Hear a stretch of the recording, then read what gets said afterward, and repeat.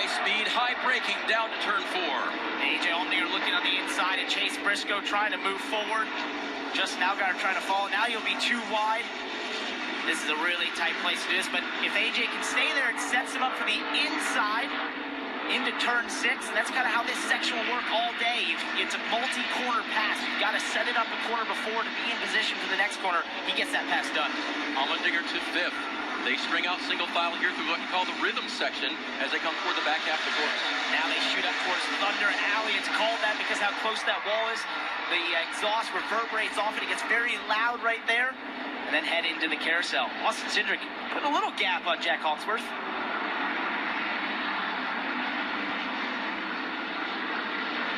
Completing lap number 1, Parker, we look at Hawksworth and all his experience in other cars. What do you think is his greatest challenge today in this Xfinity car? It's going to be about 5, 10, 15 laps from now. Basically the long run, you know, how these cars change over a long run. That's something he's just not going to be used to. These cars change a tremendous amount. They lose braking power. They lose grip as the tires heat up. And you have to be cognizant of that all day and taking care of that race car, taking care of those brakes. And that is something that just you don't experience in other forms of racing the way these cars are set up. So he's been quick, but can he keep up that pace over a long run? That's going to be something that he's just going to have to find out, and hopefully the team can sort of give him good advice on what to do inside that race car. But it means that you need to back up those braking zones and start to really take care of that car early on. Hawksworth has been very good here in the IMSA WeatherTech Sports Car Championship.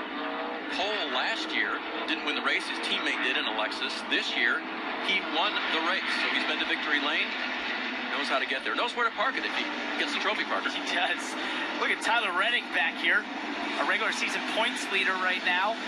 He has had a bit of an interesting weekend so far. The road course is self-admittedly not his favorite thing.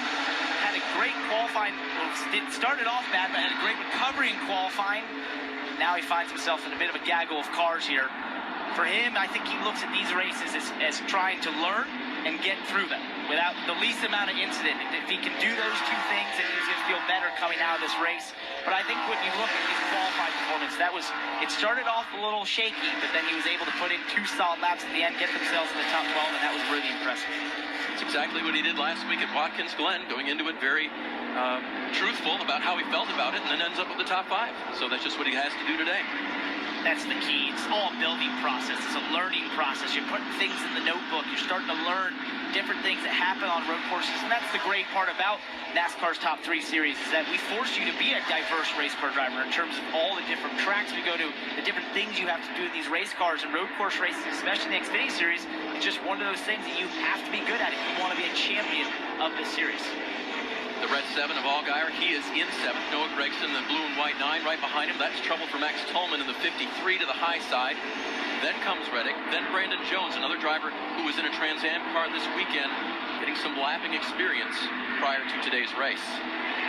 Traffic is tough here, especially through this section. It's just hard to get out of the way because of the way it constantly flips back and forth. There's no real easy line to get out of the way. Austin Cindric has the best view right now. Very clean out front. He's not driving away, per se, from Jack Hawksworth. It's only about a little less than a second gap, or around a second. And we think for the leader, Austin Cindric, this will be another fast lap for him with clear vision in front. Just underway at the Mid-Ohio Sports Car Course.